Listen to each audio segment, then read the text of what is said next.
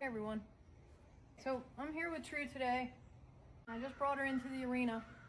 As you guys might have recalled, I did a video very much like this last week with Wyatt. There's a lot of weird things in this arena right now. True is upset. She's snorting. She actually just plowed through me. I didn't get it on camera, but my leg is probably gonna swell.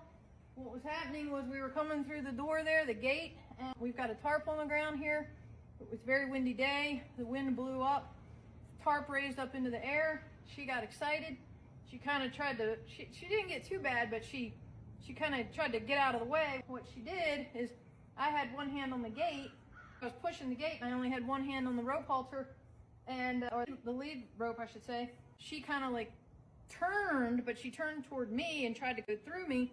So I don't even know how it happened, but my leg got smacked up on the gate. It's down here on my shin. I know I'm gonna have a heck of a bruise, but it's okay. I mean, I was able to mitigate it pretty quickly. I just kind of, because I do have her on this rope halter. And one thing I want to say about rope halter, there's a lot of flack in the horse community. People are like, don't use a rope halter, you know, they're cruel, use a regular halter, blah, blah, blah, blah, blah. Listen, a rope halter, there is nothing cruel about this if used correctly. The only difference between this one and a standard English halter is these little tiny knots here, and these knots are little pressure points that give the handler a little bit better control. This is a 1,200-pound piece of muscle. When something happens like just happened with her, if I just had a flat halter on her that didn't have any pressure points here, and I'm hung up, I was hung up with the gate, my leg was being crushed, there's no way, if I just had a tiny little flat halter, at least this gives me a modicum of control. But I mean, look at this neck. This neck is pure muscle. I mean, look how small my hand is compared to that neck.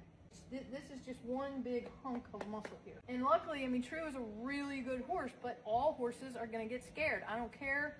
You can have the most bomb-proof horse there is, but they still have the potential to experience fear. When they do, they're gonna jump one way or another. It's fight or flight, right?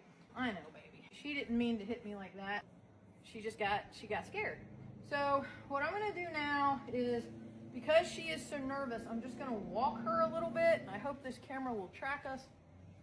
Like, there's a tarp here on the ground. There's a sawhorse there with a plastic cow head on it that we practice roping. I don't so much, but if people want to practice roping, they can.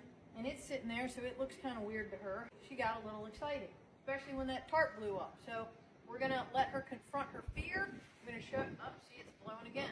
See how quick her head whipped over? I'm hoping this camera will track us, but I want her to see that this is just a tarp. I want her to be able to smell it. I want her to be able to check it out. She's also concerned about that horse trailer right there. So, there, she's walking right across the tarp. And that tarp's making a weird noise. Now she's smelling a little bit. She's gonna do what she needs to do with the tarp to investigate it, and I'm fine with that. Usually that big truck is not in here. That horse trailer over there is not in here. So she's reacting to these things, right? See the tail twitch? Now, granted, there's some gnats and bugs, but still, a twitching tail can be a sign of agitation. And my leg is blowing up. I can feel it.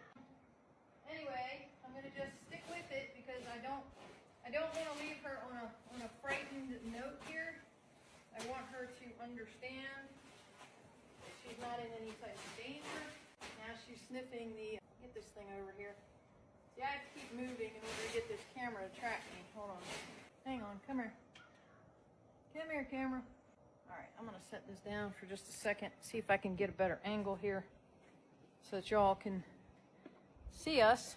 That's the whole point here. Sorry, it's hard to do this with a horse. Okay, hopefully you can see that. Right now she is standing directly on the tarp, which is great. She's sniffing this little cow head thing here, this little plastic thing. And so what I'm gonna do here is just show her, remind her, even if this tarp blows up a little bit, it doesn't need to excite her. Okay, I'm gonna drop it on my reward. Now I'm gonna let her check that out. And you have to let these horses process, folks. You've got to let them think it through. Now That's a good thing. I want her to feel confident with it. You know, many mistakes are made just by simply not allowing the horse the time to think. They have to be able to think, they have to be able to process. Hopefully that thing will track. Come here, baby. You see, that's a weird noise for a horse. Good girl. Good girl. Very good girl. I don't want you eating that string. Good girl. Tarp hung up on her foot, so let's see what she does. Her foot is lodged in it. Come on, camera. She's dragging it, so let's see how she picks this up. Oh, what a good girl. Now, clean tarp, but let's change the look of it. Now it's a big pile. Y'all think that this kind of stuff doesn't make a difference, but I can assure you it does. Just how different it looks sitting there versus being flat. It's completely different for her. See? Now she's paying attention to the part, but all these things matter. I will up the ante a little bit. Come on. I'm going to drag it. I'm going to ask her to follow. Maybe. Try to get this over to this side so this thing can see it.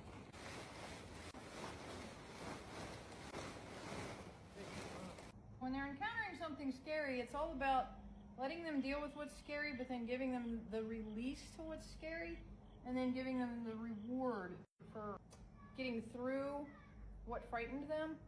And, you know, all these things are very, very important.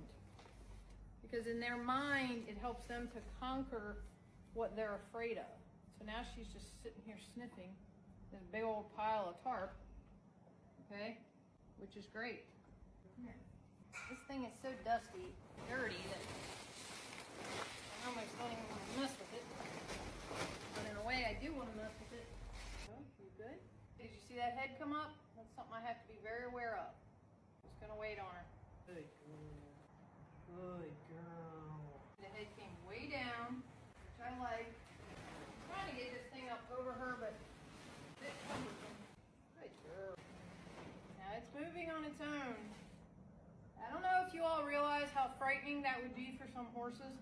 I mean, they would be bucking and kicking and going nuts here. See all that licking and chewing? Yawning. It's gonna get a nice massage for all that. Great. Very proud of you, but please don't need to leave rope. This is how you develop trust with your horses, folks. Baby steps. Little steps at a time. You don't have to get it all done at once. You wait on them. You wait on their reaction.